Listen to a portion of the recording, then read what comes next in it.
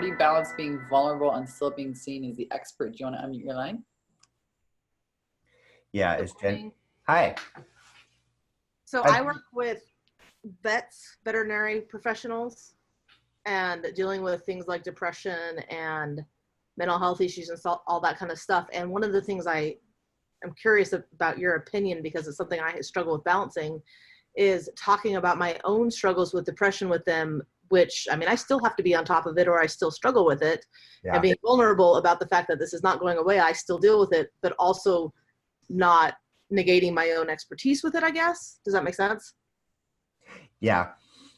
You know, I could tell a story right now about my childhood, and I could talk for several minutes, and I would leave you with the feeling of, wow, this guy is kind of a mess, and he should probably get a therapist. Deeply feeling what they're going through and realizing a couple moments later, after you've said how much pain you're in, right? Then you want to get back to inspiration, right? You have to come full circle to inspiration of, wow, I was so depressed.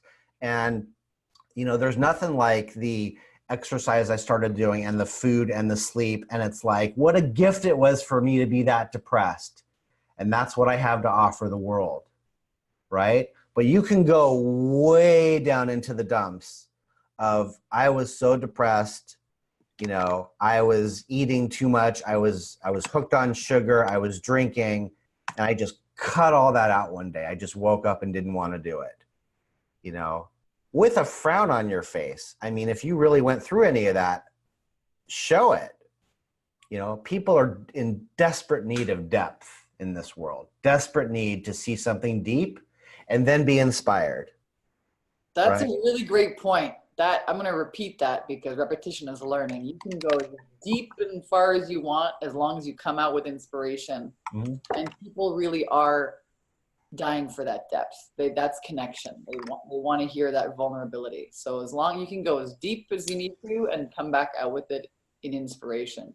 It's a really great, simple process to it. And it really put it that way before.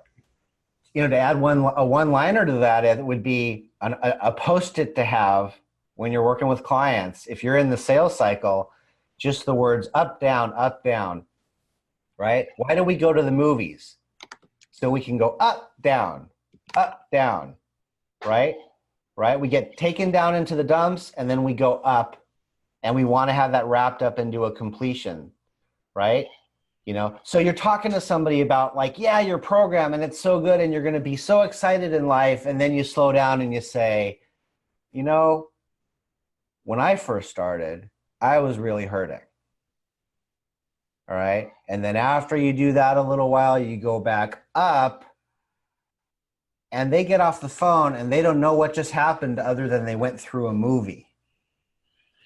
You know, when I used to sell mops on stages, you know, this direct sales 20-minute pitch, it was all about ups and downs, keeping people's engagement. It was all about these highs and these lows, the volume, the in and out. It was all about this. Otherwise people would just be like, not really interested. Yeah.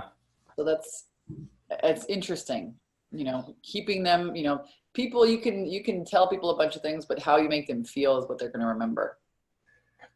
That's it. Do they want to answer your call? Do they want to dial you for help and inspiration? You want to figure out how to become that person.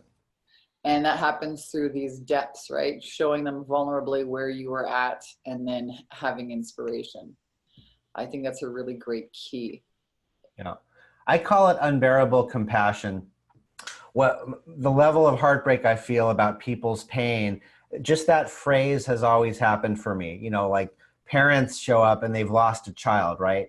Worst imaginable thing possible, right? It's like, I can't show enough empathy on my face. And, you know, I can't just say, oh, I really, you know, I get how painful that would be. You cannot say, I get how painful that would be to a parent that's lost their child. You know, you can just sit here and wonder what the hell to say next. And imagine saying something properly with how much pain people are actually in. I think that's a good space here to explore a little bit, because even in our coaching that Derek's helped Alex and I, sometimes the best thing to say is like, wow, I don't even know what to do right now. Yeah. But If I had the right words to say to you right now, I would say them. I can't find them because what you just described to me was too painful for me to put words to. I'm just going to sit here and be in tears with you. Maybe that's a little intimate for a client, for a prospect, obviously.